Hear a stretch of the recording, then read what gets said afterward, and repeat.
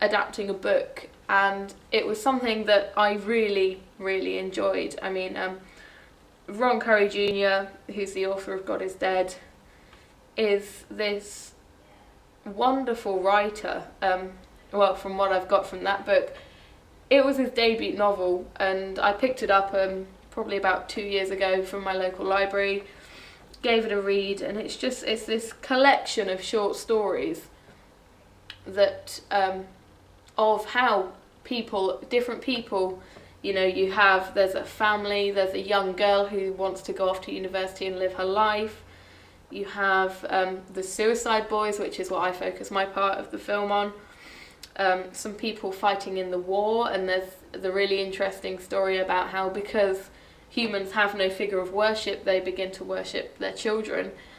It's such an exciting book, and so I decided, well, why don't I try it? It's more exciting because you have more time, because you already have a slight storyline, you have a slight plot. You even have a little bit of a script if you're looking at the dialogue in the book. You have more time to focus on how you want to film it and where you want to set the location and what actors you want to be in it, so on and so forth. And it was exciting to be able to do that because obviously, at the moment at least, there are a lot of book adaptations popping in and out of the cinema.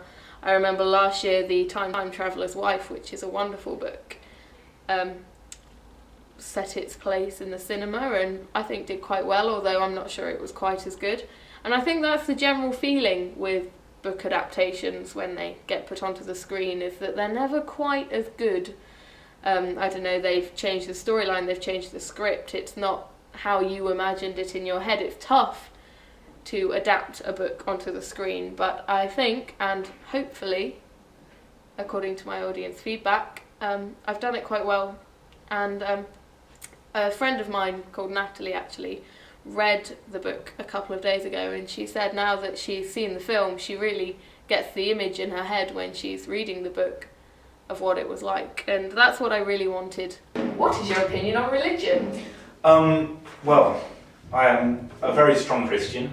Well, I have quite mixed religions because I did used to be Christian, but Without offending anyone, I think it's a load of nonsense. Religion is something very central to my life, and it's something that I think it's important for people to think about as well. I don't think it should... There's a lot of people who say things like, don't mock their beliefs or don't force your beliefs on others, but I think there's something very careful that needs to be said, because while you shouldn't be forcing your beliefs upon others or necessarily mocking, ultimately I think that there should be dialogue about religion, because ultimately it should be discussed. People should. Yeah, and also the other thing I would say is that religion ultimately is a quest for truth. Yeah. I think religion is there to keep people under control, so I think anarchy would arise without any religion, organised religion. That's a very good point. Yeah, so we kind of need it to control people, but at the same time it's still nonsense. I think it's a good idea, and for some people it's sort of like a faith. I think it would disrupt a lot of people's lives, obviously, and I don't know, I think it would cause a lot of widespread disheartenment. And well, looking so you've at had it him, and then quickly from a Christian's perspective, I believe firmly that Jesus Christ, so you're familiar with the Trinity, of course Jesus Christ, there are places where it's written that he's the creator and the sustainer of life.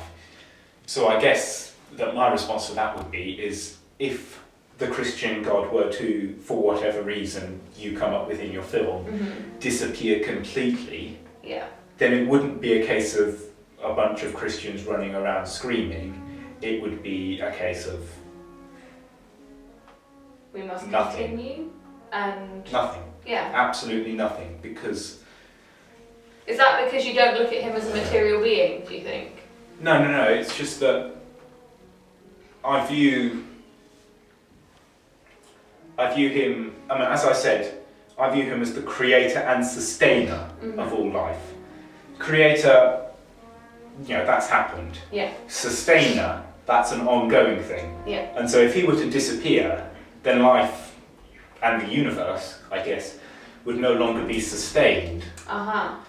Did you enjoy them? Yes, I did actually. I find them really interesting. They are, aren't they? Because, I don't know, they sort of capture the imagination of what would happen in such events as that. Yeah, that they would kind of make you actually- think, what would I do in that situation? Exactly. Or a list of them. The Day After Tomorrow. That's Oh, a good it's a disaster good movie. one, isn't it? Do you like disaster movies? Be honest. Yeah, very entertaining. Good. Yeah. Good, very good. Okay. All kinds of ones. Independence Day is the first one that sprung to mind. Yeah. Yeah. Okay, cool. What do you think of them when you watch them? Do you think they're good, bad, corny? Most of them are fairly corny. Yeah. Um, Can you think of one that isn't? no. No? What about like 28 Days Later or something like that? That's quite a serious kind of one, is it? Well, the way that I watch them, I really, really like science. And so when I watch ones like 28 Days Later or Independence Day or all kinds of other ones, Yeah. if it starts getting serious, then I'll either go along with the whole serious aspect of it. I mean, I Am Legend. Yeah. I really enjoyed that one, and I actually took that one fairly seriously because it was very well directed, very emotive. But Yeah. most of the other ones that try to be serious, I'll quite often end up laughing at for the science. Yeah, because you kind of know what they're talking about, and sometimes I guess it's wrong. Yeah. Generally, I don't think realism is the main aim of most disaster Yeah. movies. One of the main problems was the sound, I believe. I had a lot of trouble with the sound. I filmed the whole boy scene first, once over, with a microphone because I thought it'd be a lot easier, but in fact, the microphone was picking up wind, and the microphone, there was this constant background noise on the microphone that I really didn't want in the scene. Maybe take the reins and literally slap people about a little bit, and in advance make sure you get your good actors without being arrogant. Some people aren't reliable, unlike oneself. So, but that's people for you.